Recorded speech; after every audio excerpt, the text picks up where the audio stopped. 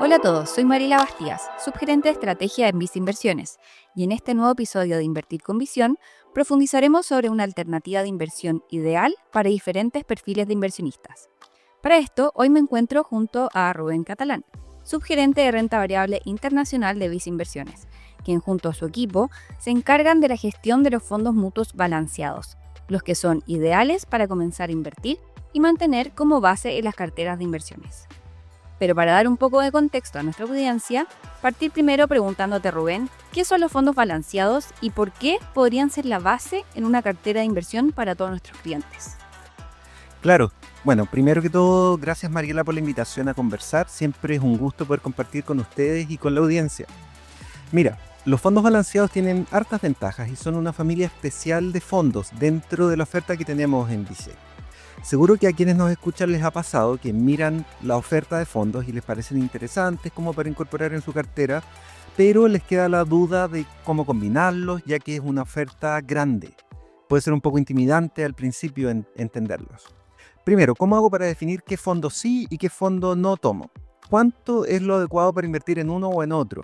O quizás se enteraron de que estamos partiendo con un fondo nuevo, como nos pasó ahora en mayo con el Visa Private Credit, y les queda la duda de qué pueden vender en su cartera actual para hacerle lugar a este fondo nuevo.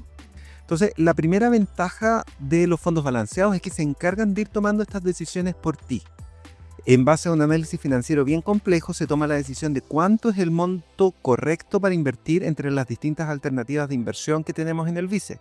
Entonces, tienes la gracia que, por ejemplo, si te parece interesante lo que está haciendo el equipo con la cartera de bonos latinoamericanos, eso va a estar reflejado en el fondo balanceado.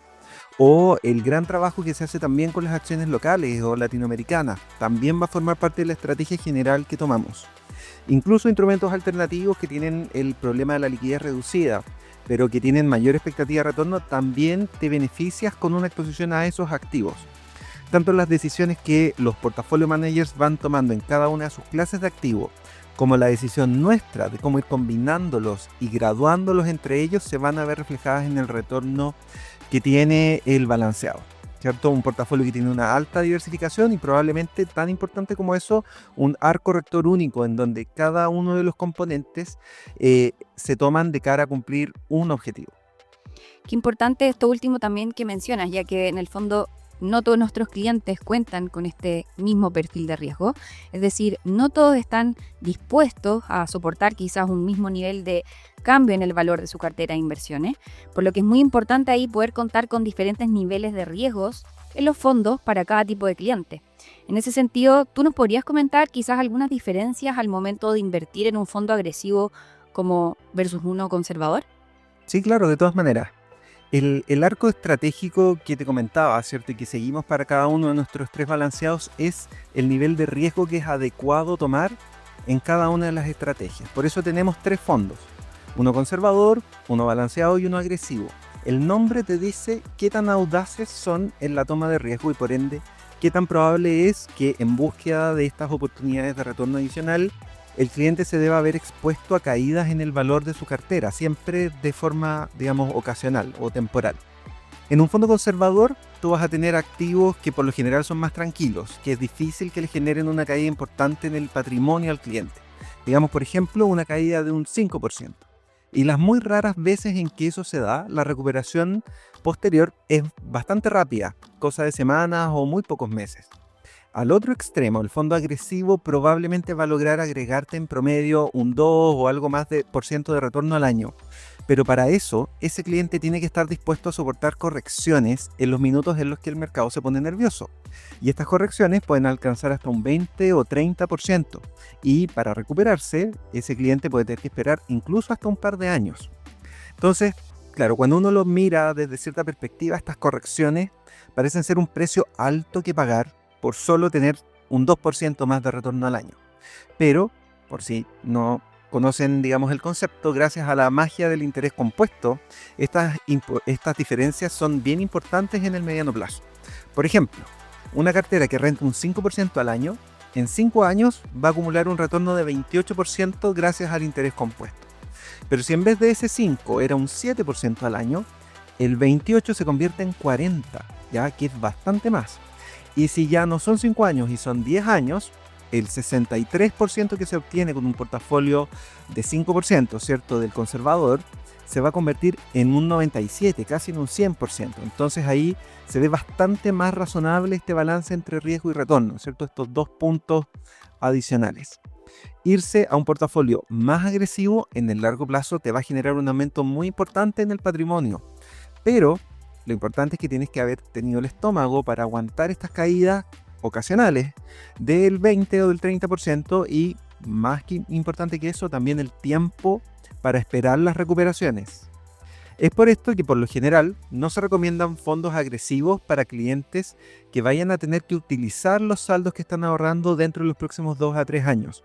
Porque si te llega a tocar uno de estos minutos de corrección y te ves obligado a rescatar en ese minuto el fondo, esa pérdida, que hasta ese minuto estaba solo en el papel, ya se hace real, se convierte en real y efectivamente te perjudica.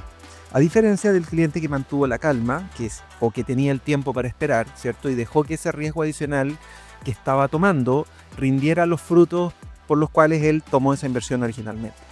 Entonces, toda esta conversación al final lo que te hace es dejar en evidencia lo importante que es esa definición del perfil que tú tienes que hacer antes de que inviertas el primer peso. No es tanto que haya un fondo que sea mejor o peor que otro, sino que más bien el fondo que es adecuado para los objetivos y la situación puntual de ese cliente. Y el mensaje acá es que conversen con sus ejecutivos respecto a su perfil de riesgo y si lo que tienen en cartera actualmente es adecuado o razonable para un cliente con ese perfil. O alternativamente ustedes mismos pueden hacer la elección en base a nuestros 3 fondos, ¿cierto? El conservador, el balanceado y el agresivo. Perfecto. Además, aprovecho de comentar que en Visa Inversiones, una vez inviertes en alguno de estos 3 fondos balanceados, comienzas a recibir una comunicación mensual por parte del equipo que gestiona estos fondos, donde se hace en el fondo una actualización de lo que hicieron en el mes, cómo le fue al fondo, qué ven hacia adelante y la estrategia a largo plazo. Todo puntos súper relevantes para entender de mejor forma tus inversiones y con información actualizada, que es lo que en el fondo uno está buscando. Por último, Rubén, ¿cómo quien nos está escuchando hoy día puede invertir en estos fondos mutuos balanceados Vice? Es muy fácil, Mariela. Mira, primero, obviamente necesitan abrir una cuenta en viceinversiones.cl donde pueden invertir a través de nuestra página web o de la app del banco, o bien hablando con su ejecutivo de inversión. Estos fondos no tienen un monto mínimo y están disponibles para todos los clientes. También son un tipo de instrumento que es ideal para aquellos que tienen cuentas de APB, que están pensadas para que maduren con el tiempo, ¿cierto? Y donde quizás es más fácil que se den las condiciones para tomar algo más de riesgo que con una inversión, digamos, en el régimen normal no APB. Buenísimo. Muchas gracias, Rubén, por participar en este nuevo episodio y solo finalizar comentando que si quieren saber más de nuestras recomendaciones, los invitamos a revisar nuestro sitio web viceinversiones.cl o contacten directamente a su ejecutivo de inversión.